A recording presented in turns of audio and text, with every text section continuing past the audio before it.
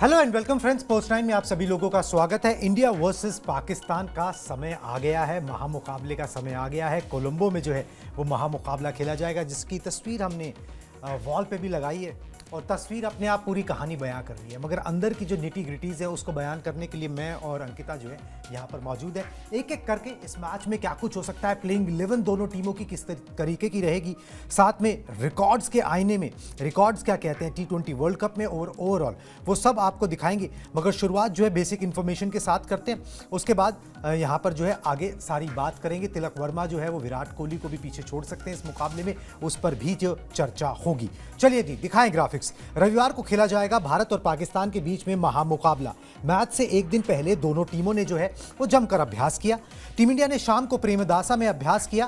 भारत, पाकिस्तान और बांग्लादेश के अधिकारी भी जो है ना बोर्ड्स के, वो यहाँ पर जो है मैच देखने पहुंचेंगे।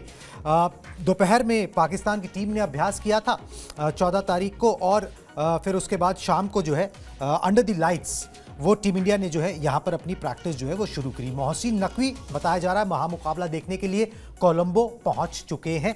तो एक हाई प्रोफाइल मैच है, उसी तरीके से हाई प्रोफाइल आपकी गेस्ट लिस्ट भी होने वाली है। ये कोई नई बात नहीं है, इंडिया पाकिस्तान कम होता है मगर जब भी होता है इस किस्म का जमावड़ा जो है ना वो देखने को मिलता है। सबकी निगाहें ना सिर्फ फैंस की बल्कि बड़े बड़े लोगों की, बोर्ड्स के अधिकारियों की तो खास तौर पर सांसें जो है वो अटकी रहती हैं। और पाकिस्तान क्रिकेट बोर्ड जो है वहाँ पर तो जीने मरने का सवाल, ऑपरेशन और वो सारी चीज़ों की जो ना नौबत आ जाती है।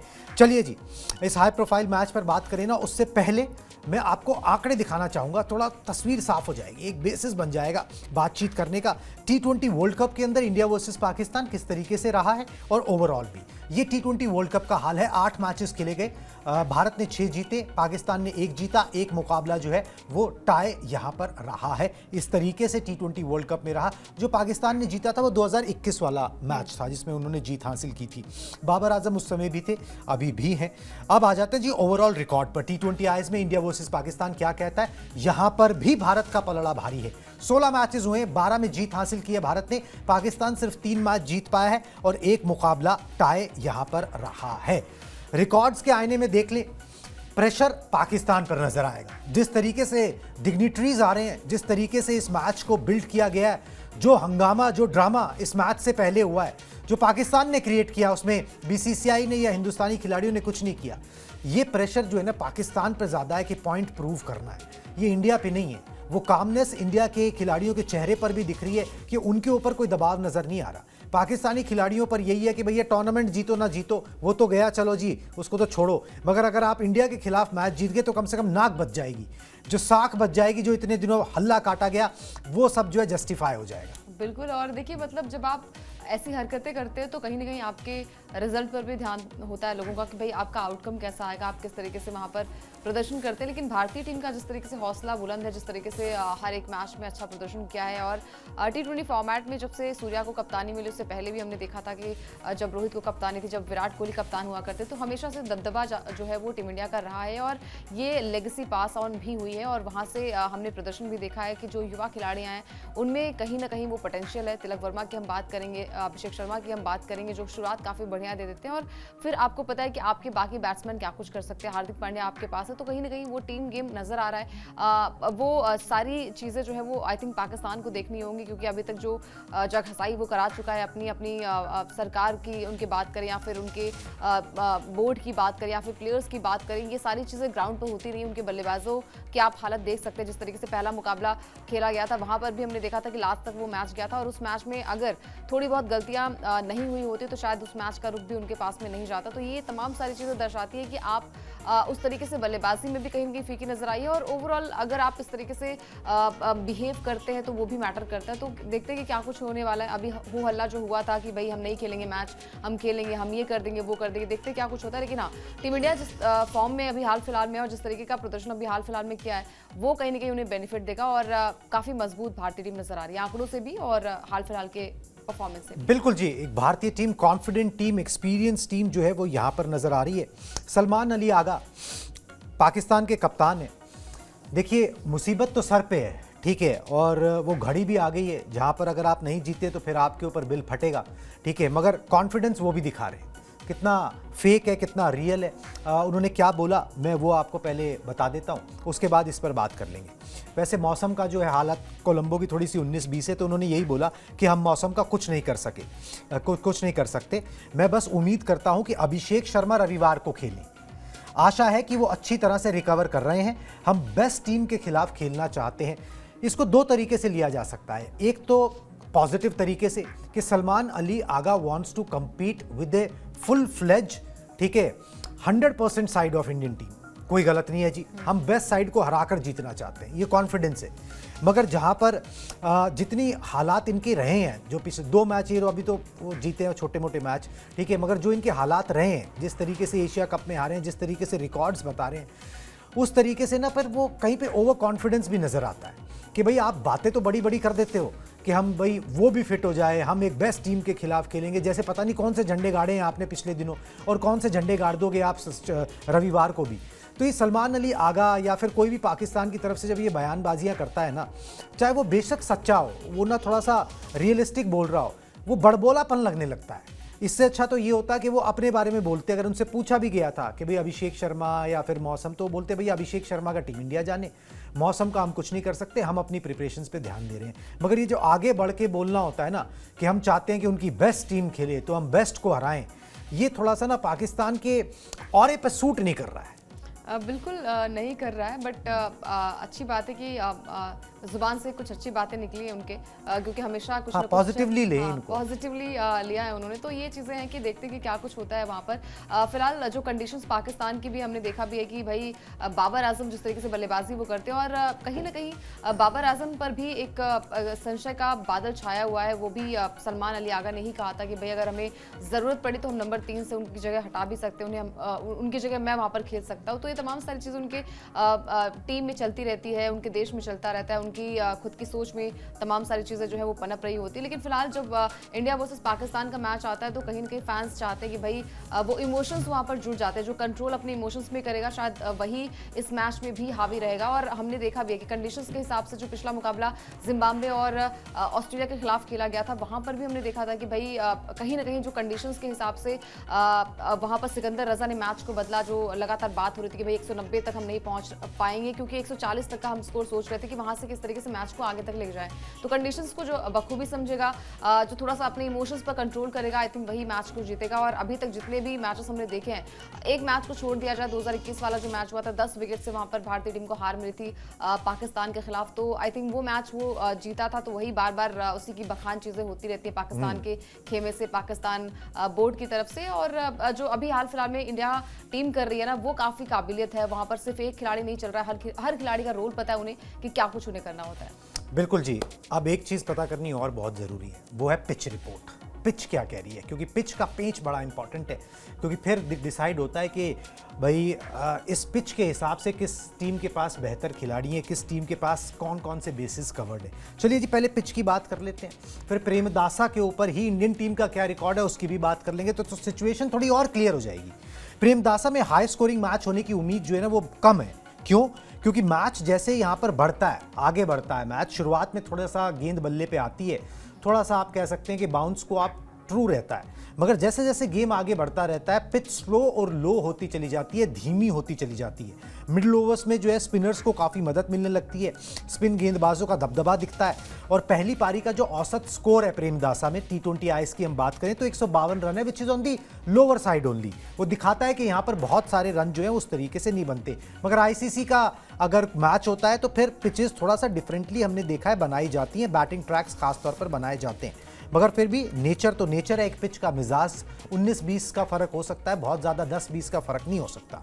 51 T20 आई मैचेस यहाँ पर खेले गए हैं, 28 बार चेस करके जीत मिली है। थोड़ा सा एडवांटेज है अगर आप चेस करते हो तो एक तो ये बात हो गई कि भाई टॉस जीतो तो चेस करने को आप यहाँ पर जा सकते हो। इंडियन टीम वैसे भी चेस करने में कंफर्टेबल है, कोई ज़्यादा परेशानी उनको होती नहीं है। अब इंडियन टीम का इस ग्राउंड पे रिकॉर्ड कैसे है वो देख लेते हैं, क्योंकि ये भी बात हो रही है भाई पाकिस्तान तो वहाँ पे कब से है कोलंबो के अंदर, इंडियन टीम तो अब पहुंची है। पाकिस्तान ने इससे पहले जो 2 मैचेस खेले हैं वो मैदान अलग था, वो प्रेमदासा मैदान नहीं था, पहली बात ये। दूसरी बात ये एलियन कंडीशंस है नहीं। तीसरी बात रिकॉर्ड आपके सामने आ जाएगा इंडियन टीम का प्रेमदासा पे रिकॉर्ड क्या है। 15 मैच खेले हैं, 11 जीते हैं, 4 में हार मिली है, और ये जो 11 जीते हैं उनमें से एक पाकिस्तान को भी हराया हुआ है।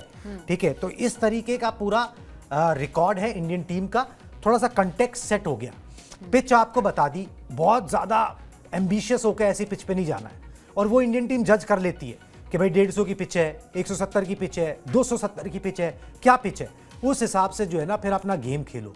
बहुत प्रोफेशनल साइड है, मुझे नहीं लगता ज़्यादा परेशानी होगी। हाँ, टॉस जीत के वो एडवांटेज आप ज़रूर ले सकते हो। वो जो एडवांटेज अभी इंडिया के अंदर अगर मैचेस हो रहे हैं because of the due factor, वो थोड़ा ज़्यादा होता है। कोलंबो में उतना ज़्यादा ड्यू फैक्टर का अभी चांस नहीं है, तो यहाँ पर वो 5-10% का एडवांटेज आप ज़रूर ले सकते हो अगर आप चेस करने को जाओ टॉस जीत के। बिल्कुल, और देखिए 1 या 2 मैच थोड़ा सा इधर उधर हो सकता है। जो पिछला मुकाबला जिम्बाब्वे ने जीता था, वहाँ पर चेज करने के लिए ऑस्ट्रेलिया गई थी और वो चेज नहीं कर पाई थी। लेकिन जो आंकड़े इस मैदान पर पाकिस्तान के खिलाफ है, साल 2012 में मैच खेला गया था जब धोनी कैप्टन हुआ करते थे टीम इंडिया के। वहाँ पर विराट कोहली ने बढ़िया पारी खेली थी। उस मैच में टीम इंडिया ने जीत हासिल की थी। बहुत बड़ा स्कोर नहीं गया था, 129 रन यहाँ पर पाकिस्तान की टीम ने बनाए थे और इजिली उस मैच को भारतीय टीम ने जीत भी लिया था। तो इस मैच में जो आंकड़े हैं वो यही कहते हैं कि भाई टॉस जीतकर आपको सबसे पहले यहाँ पर बॉलिंग करने का फैसला लेना चाहिए, जहाँ पर आप इजीली मैच में चेज भी कर सकते हैं। और शुरुआत में थोड़ी सी गेंद जो है वो बल्ले पर आती है, आप थोड़े बहुत स्कोर बना सकते हैं, लेकिन उसके बाद फिर वहाँ पर स्पिनर्स का बोलबाला जो है वो देखने को मिलता है। और उसके बाद आपको पता है कि भारतीय टीम में जिस तरीके से रिकॉर्ड्स है, जिस तरीके से अभी हाल फिलहाल में प्रदर्शन रहा है, चाहे वो तेज गेंदबाजी की बात हो, चाहे वो स्पिनर्स की बात हो, काफ़ी बढ़िया फॉर्म में हर खिलाड़ी नजर आ रहे हैं। तो एक बढ़िया मुकाबला हो सकता है यहाँ पर, एक बढ़िया टफ फाइट हो सकती है। और जब इंडिया पाकिस्तान सामने होती है तो हम कहीं ना कहीं इमोशंस में थोड़े से आगे रहते हैं, हम थोड़ा स्किल्स थोड़ा सा कम देखते कि भाई कौन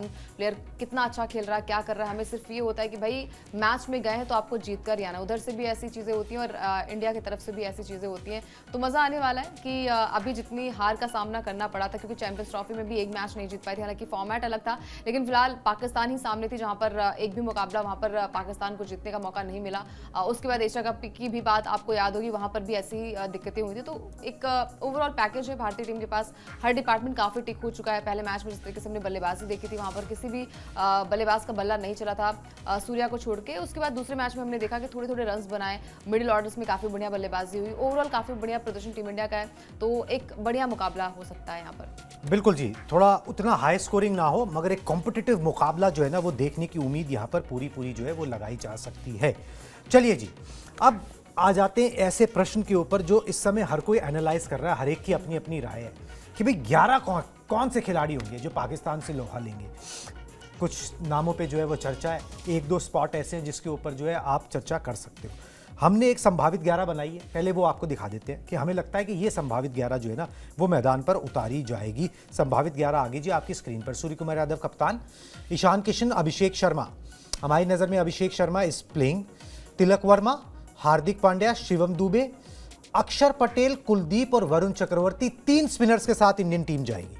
अर्शदीप और जसप्रीत बुमराह, अक्षर पटेल को आप ऑलराउंडर ही मान लीजिए, तो 4 आपके पास जो है ना यहाँ पर गेंदबाज हो गए। आपकी बैटिंग में थोड़ा सा आप कॉम्प्रोमाइज़ करोगे, रिंकू सिंह को नहीं लोगे, मगर आपकी बॉलिंग जो है ना वो बड़ी सही हो जाएगी। और यहाँ पर स्पिनर्स का रोल रहा है, बहुत रहा है, स्पिनर्स को फायदा होता है और कुलदीप ने परेशान किया है पाकिस्तान को, तो फिर कुलदीप को लेना बनता है। बाकी हार्दिक पांड्या और शिवम दुबे भी गेंदबाजी कर लेते हैं। थोड़ी सी बल्लेबाजी में बल्लेबाजों को जिम्मेदारी और उठानी पड़ेगी, मगर फिर भी 7 बल्लेबाज आपके पास हैं। कुलदीप भी थोड़े आड़े टेढ़े मार ही लेते हैं। वरुण, अर्शदीप और जसप्रीत बुमराह उस तरीके से आप समझो कि भाई नहीं कर सकते, तो आप ऊपर से थोड़ी एक जिम्मेदारी थोड़ी सी और जो है वो बल्लेबाजों को एक्स्ट्रा यहाँ पर लेनी पड़ेगी। मगर फिर आपके पास जो है ना खुल जाता है मैदान, फिर आपके पास हर किस्म का गोला बारूद है जो आप पाकिस्तान पे दाग सकते हो। कुलदीप भी हैं, वरुण भी हैं, अक्षर भी हैं, तीनों अलग अलग किस्म के स्पिनर्स हैं।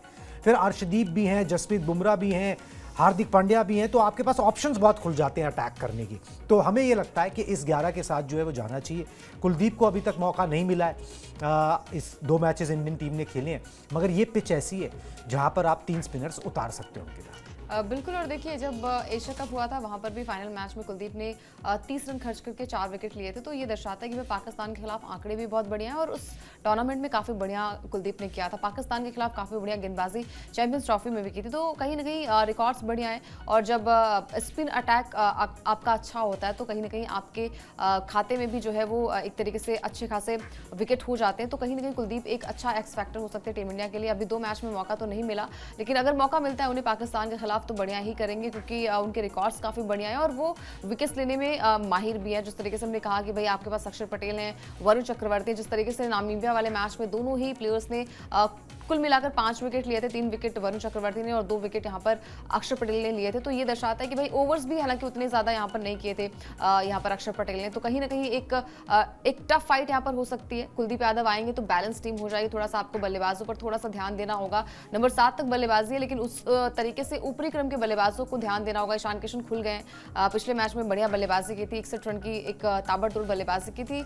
अभिषेक शर्मा अगर आते तो उनको पता है कि क्या कुछ वो कर सकते हैं। 3 मैच खेल चुके हैं पाकिस्तान के खिलाफ और 110 रन उनके खाते में, हाईएस्ट आई थिंक 74 उनका रन रहा है। तिलक वर्मा काफी बढ़िया फॉर्म में, 150 से ज्यादा उनके रन्स भी हैं, 2 बार जो है वो नाबाद भी लौटे हैं। तो काफी बढ़िया टीम नजर आ रही है, बैलेंस काफी टीम है। आई थिंक बहुत ज्यादा टेंशन लेने की आवश्यकता नहीं है। टेंशन पाकिस्तान की तरफ से, क्योंकि इतनी बड़बोलेपन के बाद और इतनी मतलब शर्मिंदगी झेलने के बाद अगर आप इस तरीके से बिहेव करते हैं तो कहीं ना कहीं आप पर ज्यादा जिम्मेदारी होती है, प्रेशर आप पर होता है। प्रेशर होगा बिल्कुल, और 11 काफी बढ़िया टीम इंडिया की नजर आ रही है। बिल्कुल। जो मोहसिन नकवी भी पहुंचे हैं तो वो वहां पर जाके ये तो बोलेंगे नहीं कि भाई ठीक है बढ़िया खेलो, हार भी जाओ तो कोई बात नहीं, अपना बेस्ट दो। वो तो सीधा ही बोलेंगे हारना है ही नहीं।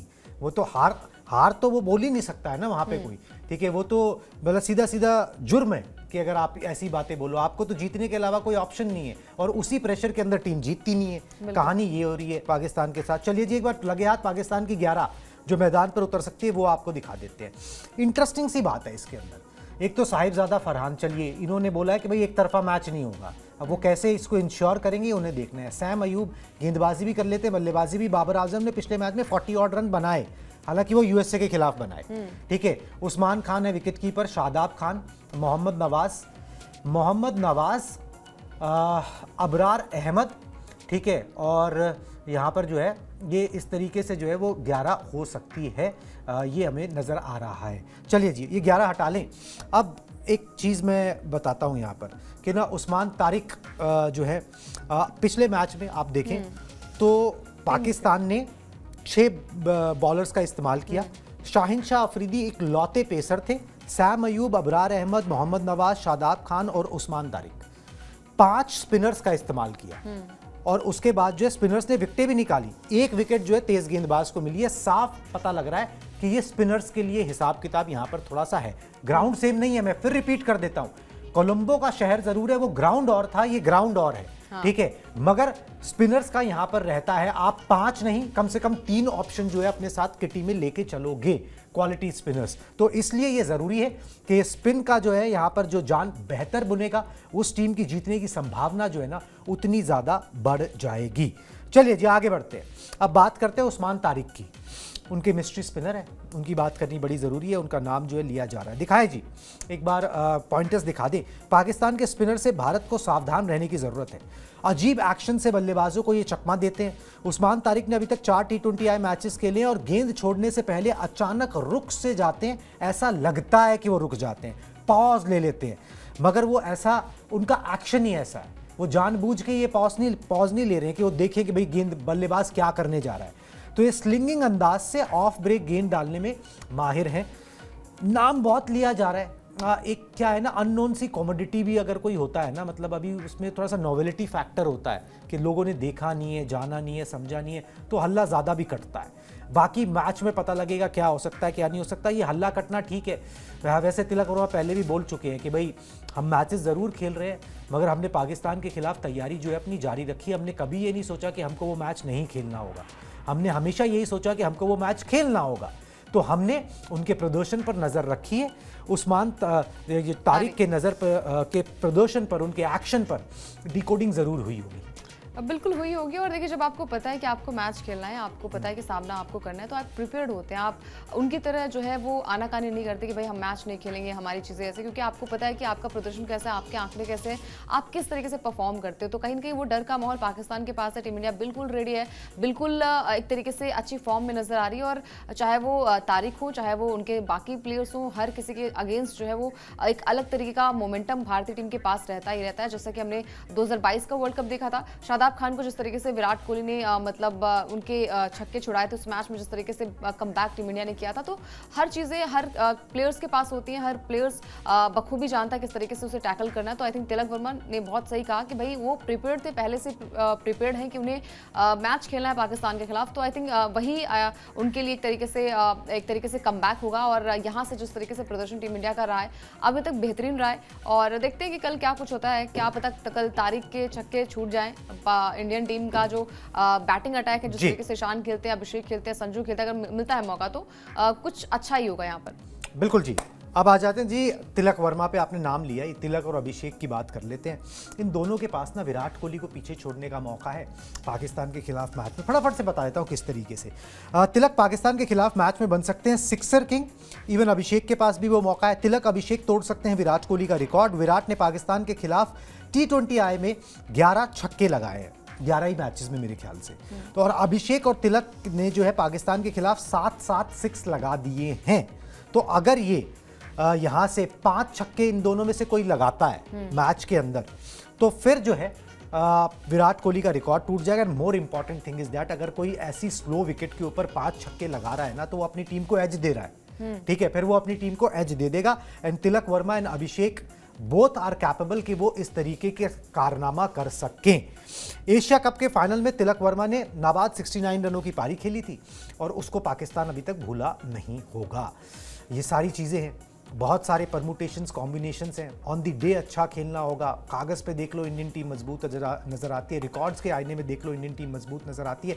बस ये है कि उसको इम्प्लीमेंट करना है मैदान पर, जिसकी क्षमता भी जो है यहाँ पर इंडियन टीम जो है वो ज़रूर रखती है। चलिए जी, नज़र रहेगी इस मुकाबले पर हमारी, ठीक है। और जैसे ही जो भी अपडेट्स आते रहेंगे इस मुकाबले से जुड़े, आप तक शेयर करते रहेंगे। प्लीज़ स्पोर्ट्स 9 को सब्सक्राइब कर लीजिए। अभी हम दोनों को दीजिए इजाज़त। Tata bye bye.